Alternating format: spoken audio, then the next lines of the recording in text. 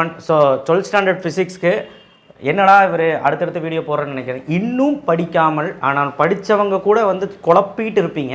நான் என்ன சொல்ல வரேன்னா, படிச்சிட்டிங்கன்னா ஓகே விட்டுரு, ஒன்றுமே பிரச்சனை இல்லை. இந்த கொஷின்ஸ் எல்லாம் படிச்சிட்டியான்னு செக் பண்ணு. நான் மத்தியானமே ஒரு வீடியோ போட்டேன், அதை விட கம்மியாக போட்டிருக்கேன்.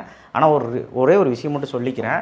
இந்த வீடியோ பார்த்து படிச்சிங்கன்னா உன்னால் 3 மார்க் தான் எழுத முடியும். 4 எழுத முடியுமானா கொஸ்டின் பேப்பர் ரொம்ப ஈஸியாக இருந்தால் 4 எழுதிடலாம்.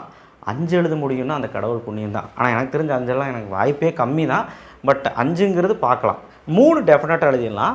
1 மார்க் வந்து புக் பேக் 10 வந்துடும். ஒரு விஷயத்தை ட்விஸ்ட் பண்ணுவாங்க நாளைக்கு. ஏபிசிடின்னு ஆப்ஷன் கொடுப்பாள்ல, அந்த ஆப்ஷனை ட்விஸ்ட் பண்ணி கேட்பாங்க, மாற்றிடுவாங்க. நீ சூட்டிப்பாக ஆப்ஷனை பார்த்து கரெக்டாக படிச்சுட்டு போகாமல் க்ளூ வச்சு நல்லா படிச்சுட்டு போ. அடுத்த 2 மார்க்கில் 2 எழுதுகிற மாதிரி சொல்லியிருக்கேன். ஆனால் உங்களுக்கு நான் கொஞ்சம் ஜட்ஜ் பண்ணி சொல்லியிருக்கேன். ஒரு 3 2 மார்க் எழுதுகிற மாதிரி சொல்லியிருக்கேன். இருந்தாலும் நான் குறைஞ்சபட்சம் 2 எழுதியிருக்கேன். 3 மார்க்கில் 4 எழுத முடியும். ஸோ கணக்கு போடுங்க, 40 மார்க்குக்கு மேலேயே வருது. ஸோ நான் வந்து உங்களுக்கு கெமிஸ்ட்ரியில் சொன்னதை இங்கேயும் சொல்கிறேன். இதுலேயும் நீங்கள் வந்து ஒரு 5 கொஷின் விட்டுட்டு போனீங்கன்னா நான் பொறுப்பு இல்லை.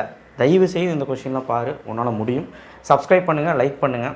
இந்த வீடியோவுக்கு ஒரு ஆதரவு கொடுத்தீங்கன்னா பல லட்சம் மக்கள் வந்து பார்த்துக்கிட்டு இருக்காங்க. நிறைய பேர்த்துக்கு அது வந்து போய் சேரும். இன்னும் படிக்காத மக்களுக்கெல்லாம் போய் சேரும். அதுக்கு தான் லைக் பண்ணிங்கன்னா தான் போகும். So axial line, equator line ரெண்டும் தனித்தனி question. Potential dipole Van de Graaff. Tamil மீடியத்துக்கு எழுதுன்னு கோவப்படாதீங்க. அச்சுக்கோடு நடுவரி கோடு மின்னழுத்தத்தில் என்னது மின் இருமுனையால் மின்னழுத்தம். அப்புறம் Van de Graaff generator. Wheatstone bridge microscopic model, metre bridge internal resistance. அகமின் தடையை கணக்கிடுதல், மீட்டர் சமணச்சுற்று, வீஸ்டோன் சமணச்சுற்று, மைக்ரோஸ்கோபிக். இது என்னன்னு தமிழ் எனக்கு தெரில. ஸோ இது வந்து பார்த்துக்கோங்க.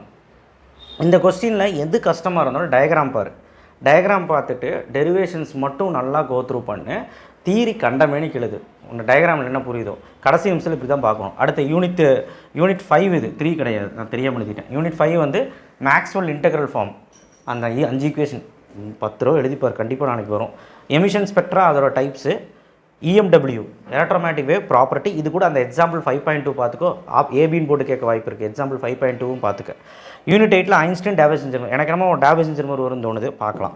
ஏன்னா 3 வருஷம் ஆச்சு கேட்டு பார்க்கலாம். ஸோ இது ரெண்டுமே நல்லா பார்த்துக்கணும். டேவிஸ் இன்ஜினியர் பெருசாக இருக்குன்னு விட்டுறாது, ஒன்றும் இல்லை. படம் போடு, கிராஃப் போடு, சும்மா அப்படியே அதை பற்றி எழுதி விடு. அப்புறம் லாஸ்ட்டில் அந்த ரிலேஷன் ஒன்று இருக்கும், அதை எழுது. கண்டிப்பாக சொல்கிறேன் 5 மார்க் போட்டுருவாங்க. அடுத்து unit 10 full wave rectifier, half wave rectifier. Diagram important. நீ சர்க்யூட் டயக்ராமை மறந்தீங்கன்னா முடிஞ்சு அடிச்சு விட்ருவாங்க. வேவ் ஃபார்ம் கரெக்டாக வரையணும். ஓகே. யூனிட் 6 ஆடி சமன்பாடு, அதாவது மிரர் ஈக்குவேஷன், பக்கவாட்டு வருவி, அதாவது லேட்டரல் மேக்னிஃபிகேஷன் பார்க்கணும். அடுத்து லென்ஸ் மேக்கர்ஸ், அது ஈஸி தான்.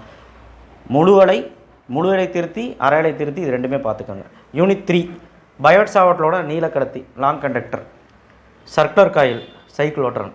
போதும். எனக்கு நம்ம சைக்ளோட்ரான் வரும்னு தோணுது, இல்லைன்னா லாங் கண்டக்டர் வரும்னு தோணுது.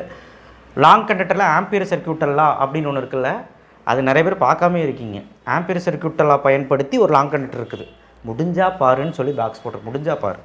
யூனிட் 4 என்னது டிரான்ஸ்ஃபார்மர், மின்மாற்றியோட ஒர்க்கிங் கன்ஸ்ட்ரக்ஷன், ஈஸி. அடுத்து RLC சீரியஸ், தொடர் இணைப்பு, ஓரியன்டேஷன் ஆஃப் காயில், இது தமிழில் தெரியல, பார்த்துக்க. அடுத்து unit 7 Young's double slit bandwidth, இரட்டை பிளவு பட்டயகலம், காம்பவுண்ட் மைக்ரோஸ்கோப், கூட்டு நுண்ணோக்கி. யூனிட் 9 ஸ்பெக்ட்ரல் சீரியஸ், சரியா? ஸ்பெக்ட்ரல் சீரிய நிறமாலை வரிகள், ஹைட்ரஜனின் நிறமாலை வரிகள், Lyman Balmer, Paschen Pfund, J Thomson, Bohr என்த்ரடிஸ். ஒன்றால் முடிஞ்சால் போர் என்த்ரடிஸ் படி. அடுத்து முடிஞ்சு 5 மார்க்கு. ஓகேவா? ஸோ இந்த 5 மார்க்காவது பார்த்துட்டு போங்க. இதுதான் வரும் அதுதான் வரும்னு யாருனாலையும் சொல்ல முடியாது. நான் இப்போ சொல்கிறேன், இது படிச்சுன்னா 3 எழுதிடலாம், நான் கேரண்டி. ஓகேவா? 5 வந்துச்சுன்னா லக்கு தான். அடுத்து 3 மார்க்கில் வந்து பார்த்தீங்கன்னா capacitor series parallel, energy stored in capacitor, Gauss law from Coulomb's law, potential due point charge, torque parallel. என்ன சார் இவ்வளோ கொடுத்துருக்கீங்க?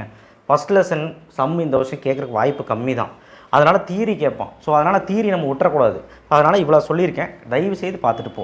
முடிஞ்சால் ஆமாம் பேரலல் பிளேட் கெப்பாசிட்டர் சொல்லியிருக்கேன். ஸோ இது எல்லாமே தமிழ் மீடியத்துக்கும் புரியும் நான் நினைக்கிறேன். Unit 2 application of Seebeck effect, resistance series parallel, மின்தடையின் தொடர் இணைப்பு, பக்க இணைப்பு, ட்ரிஃப்ட் வெலாசிட்டி, இழுப்பு திசை வேகம், மொபைலிட்டி பார்த்துக்கு. எக்ஸைஸ் 4ல் ப்ராப்ளம், இந்த ரிலேட்டட் எக்ஸாம்பிள் கண்டிப்பாக இந்த ப்ராப்ளம் வர்றதுக்கு வாய்ப்பு இருக்குது. யூனிட் 5ல் Fraunhofer lines, EMW electromagnetic wave property, மின்காந்த அலையின் பண்புகள் 6 பாயிண்ட் படிக்கணும். Uses of IR, UV, microwave, Hertz experiment. Hertz படிக்க தெரியலனா நம்ம மினிமீட்டரில் படிங்க. மினிமீட்டர் எங்கே இருக்குன்னு கேட்குறீங்க? மினிமீட்டர் 12th பிசிக்ஸ் அடிங்க, நம்ம தான் வருவோம். அதை நீங்கள் அடிச்சிங்கன்னா கீழே டிஸ்கிரிப்ஷன் பாக்ஸ் இருக்குது, எடுத்து படிங்க. ஸோ தயவு செய்து இந்த கொஸ்டின்ஸ் எல்லாம் பார்த்துட்டு இதிலே எனக்கு தெரிஞ்சு 2 வந்துடும் நினைக்கிறேன். ஓகே. அடுத்த 3 mark de Broglie electron, de Broglie photon characteristics 3 point, application of photocell 3 point, law of photoelectric படிக்க முடியலன்னா 3 பாயிண்ட், எக்ஸ்ரேவோட அப்ளிகேஷன் 3 பாயிண்ட். இப்போ உதாரணத்துக்கு எக்ஸ்ரேவோட அப்ளிகேஷன் வச்சுக்கோங்க, எதுக்கு பயன்படுதுன்னு எழுது. இட் இஸ் யூஸ்டு ஃபார் ஃப்ளா இந்த ஐடென்டிஃபை தி ஃப்ளா இன் தி வெல்டிங். அதுக்கப்புறம் வந்து போன்ஸ் அதில் வந்து ஃப்ராக்சர் ஆயிருக்கான்னு செக் பண்ணுறதுக்கு. இந்த மாதிரி ஓனாக படித்து எழுதியா யூசஸ் கேட்டசிக்ஸு ப்ராப்பர்ட்டிஸ் எல்லாம் சும்மா எதுக்கு எழுதிட்டு இருக்க. ஃபோட்டானோட கேட்டசிக்ஸில் என்ன இருக்குது சரியா? ஓகேவா படிங்க. எஃப்என்டர் போட்டுப்பார், டயக்ராம் போட்டு ஒரு டயக்ராம் போதும். ஆப்டிக்கல் பாத் டெரிவேஷன் அதெல்லாம் என்ன இருக்குது. Critical angle, total internal reflection அதோட கண்டிஷன் புக் பேக் கிடையாது, புக்கின். ஆப்டைன் கிரிட்டிக்கல் ஆங்கிள் அவ்வளோதான். யூனிட் 7 ப்ரூஸ்டர் ப்ரூஃபும் பார்த்துக்க. Fresnel Fraunhofer interference diffraction use of polar Nicol prism மட்டும் நம்ம மினிமீட்டரில் படிங்க, கண்டிப்பாக வரக்கு வாய்ப்பு இருக்குது. இந்த தட்டெடுக்குன்னு ஒன்று இருக்குது, பைலா பிளேட்டு முடிஞ்சால் பாரு. நான் சொல்லணுன்னு எனக்கு ஒரு உறுத்திட்டே இருக்குது, பார்த்துக்க. யூனிட் 3 கேவலோமீட்டர் டு அம்மீட்டர் வோல்ட்மீட்டர் கண்டிப்பாக வரும். ஃபெரோடயா பேரா இது மூணு இதாக வந்துடும். லாரன்ஸ் போஸ் ஏன் எழுதுன்னு பார்க்குறியா, போன வருஷம் கேட்டாங்க, வேணா படிச்சுக்க. யூனிட் 4 லாஸ் ஆஃப் ட்ரான்ஸ்ஃபர் மின்மாற்றியின் இழப்புகள், core loss, copper loss, flux loss, அந்த பேர் எழுதினாலே ஒரு மார்க் கிடச்சிடும். Long solenoid, step up step down transformer இது ஈஸி, அந்த டீட்டெயிலே படிச்சிருவீங்க. லாங் சோலினாய்டு மட்டும் போட்டுப்பார். Unit 9 alpha decay beta decay. பீட்டாவில் பீட்டா ப்ளஸ் இருக்குது, பீட்டா மைனஸ் இருக்குது. Properties of neutrino 3 point, it is neutral, it is stable, அவ்வளோதான். ஸோ ப்ராப்பர்ட்டிஸ் ஆஃப் கேத்தோட் ரே ஸ்ட்ரைட்டாக போகும், moment and kinetic energy process ஆகும், ஃபோட்டோகிராஃபிக் பிளேட்டை அட்டாக் பண்ணும், அவ்வளோதான். ஒரு 3 point. Drawback of Bohr, Zeeman effect வந்து அவர் எக்ஸ்பிளைன் பண்ணல. இந்த மாதிரி ஏதாவது ஒரு 3 point. Postulates of Bohr 3 point. எல்லாமே நம்ம மினிமீட்டரில் இருக்குது. யூனிட் 10 இந்த சைடு அப்ளிகேஷனில் எல்லாமே 3 பாயிண்ட்டு. எல்இடியோட அப்ளிகேஷன் 10th ஸ்டாண்டர்ட்லேயே படிச்சிருக்கோம். It is cheaper, it efficiency ஹையாக இருக்கும், அந்த மாதிரி ஏதாவது ஒன்று. Radar it is use in navigation, நேவியில் யூஸ் பண்ணுவாங்க, மிலிட்ரி அப்ளிகேஷனில் யூஸ் பண்ணுவாங்க, ஏதோ ஒரு 3 பாயிண்ட். ஜெனரேட்டரோட அப்ளிகேஷன், சேட்டலைட் கம்யூனிகேஷனோட அப்ளிகேஷன், இதெல்லாமே உன்னுடைய மினிமீட்டரில் இருக்குது. எஃப்எம்மோட ஏஎம்மோட அட்வான்டேஜ் லிமிடேஷன் பார்த்துக்க. ஃபைபர் ஆப்டிக் கம்யூனிகேஷன் ஒரு கொஸ்டின், 29வது கொஸ்டின், அப்படி தான் அந்த கொஸ்டின் கேட்பாங்க, அதோட மெரிட்ஸ் மட்டும் பார்த்துக்க. டிரான்ஸ்டர்ஸஸ் வச்சு தயவு செய்து எழுதிப்பார், 5 மார்க்கில் கூட கேட்கலாம். டிமார்கன் ஆன்சர் எழுதலை, போன வருஷம் கேட்டான், இருந்தாலும் டிமார்கன் பார்க்கணும். இவ்வளோ கொஸ்டினும் படிக்க முடியாது சார்னா போங்க சார்னா 1, 2, 5, 8 அந்த லெசனில் மட்டும் நான் கொடுத்த கொஸ்டின்ஸ் பாரு, 1ஓ 2ஓ எழுதலாம், அவ்வளோதான். சம்மு கேட்டான்னு எனக்கு தெரியாது, பார்த்துக்கோங்க. ஆனால் 2 எழுதலாம், ஓகே. 2 மார்க்கு 1, 2, 5, 8 இந்த லெசனில் படிச்சிங்கன்னா 2 2 மார்க் கன்ஃபார்ம் எழுதிடலாம். எப்படி நீங்கள் சொல்கிறீங்க சார், இப்போ 2வது யூனிட்டில் அதிகமாக சம்மு தான் கேட்குறாங்க. அப்படி சம்மு கேட்டாலும் 5வது யூனிட்டில் கொஸ்டின் வரதே கிடையாது, சில டைம் தான் கேட்குறாங்க. 8வதுலேயும் 1வதுலேயும் கண்டிப்பாக தியரி கேட்டுருவோம். ஒருவேளை 8வதுல தான் சம்மு கேட்குறாங்கன்னா 1லேயும் 2லேயும் 5லேயும் கொஸ்டின் கேட்டுறான். செமலுக்கு இல்லை, 8வதுல கேட்கணும்னு வேண்டிக்கிங்க, அப்போ தான் இது 3 வரும். 2வதுல கேட்டானா 2 தான் வரும், அது 5வது லெசன் கேட்க மாட்டோம். அப்படி தான் போயிட்டுருக்கு, என்னன்னு தெரியல. ஸோ எப்படி பார்த்தாலுமே இந்த 4 லெசன் படித்தா 2ன்னு வச்சுக்கலாமே. இப்போ 2 2 மார்க் ஆயிடுச்சு தானே, இருந்தாலும் எக்ஸ்ட்ரா உங்களுக்காக பாருங்கள். எல்லா லாவும் நீங்கள் படிச்சிங்கன்னா கண்டிப்பாக வந்து உங்களுக்கு அதில் ஒரு 2 மார்க். என்னடா லா இருக்குது, பெல்டியரு, தாம்சன், சீபக்கு, அதுக்கப்புறம் கிர்ச்சாஃப் லா, இதில் வந்து கூலும் லா, காஸ் லா மறந்துடாத. அடுத்தது Fleming left hand rule, right hand rule, Ampere circuit law, Biot Savart law, Coulomb's law, Coulomb inverse square law வேறு, அந்த லா வேறு. Lenz law, Faraday law, Fleming right left easy.